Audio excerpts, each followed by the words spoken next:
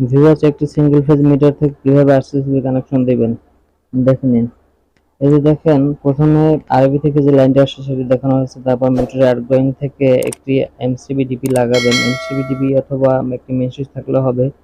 এরপরে আপনারা আরসিসিবিটি সংযোগ করবেন, ইনপুটে কানেকশন দিয়ে নেবেন ফেজ এবং নিউট্রাল। এরপর আউটপুট থেকে আপনারা লোডে প্রয়োজন অনুযায়ী দিয়ে নেবেন।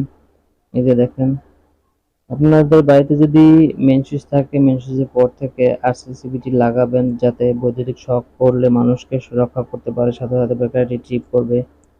আর এর আগে অবশ্যই এমসিবিডিপি অথবা সিঙ্গেল ফেজের ব্রেকার লাগিয়ে নেবেন। আর যদি মেইন সুইচ থাকে তাহলে মেইন সুইচটি কাজ করবে, এর ভিতরে ফিউজ থাকে, সেক্ষেত্রে আপনারা এই ধরনের সংযোগ দিবেন।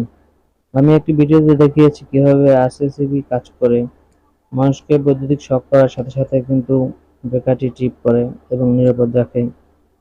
এখানে দেখেন, এইভাবে সংযোগটি দিলে আপনারা নিরাপদ থাকতে পারবেন। এখানে আরসিসিবি হচ্ছে আপনার লোড অনুযায়ী নিয়ে নেবেন, প্রয়োজন অনুযায়ী।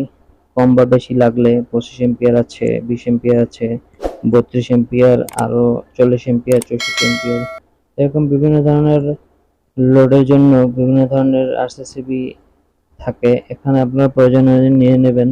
এবিবি অথবা স্নাইডার, আরো বিভিন্ন কোম্পানির আরসিসিবি আছে। ভালো মানের আরসিসিবি গুলো ব্যবহার করলে আপনারা বৈদ্যুতিক শক থেকে রক্ষা পেতে পারেন। প্রয়োজনে আপনারা আমার আরেকটি ভিডিও আছে, ভিডিওটি দেখে নিতে পারেন কিভাবে কাজ করে আরসিসিবি। আরসিসিবি এর কানেকশন এমসিবিটিপি এমসিবিএসপি এর পরে কিন্তু রিকমেন্ডেশন করা হয়, যাতে আপনার ভালোভাবে কাজ করে আরসিবিটি এবং অন্যান্য লোডগুলো যাতে কাজ করে। সেজন্য আপনারা এভাবে কানেকশন দিবেন। ভিউয়ার্স, ভিডিওটি ভালো লাগলে লাইক করুন, শেয়ার দিন এবং কমেন্ট করে জানান কোন ধরনের ভিডিও পেতে চান আপনারা। ধন্যবাদ।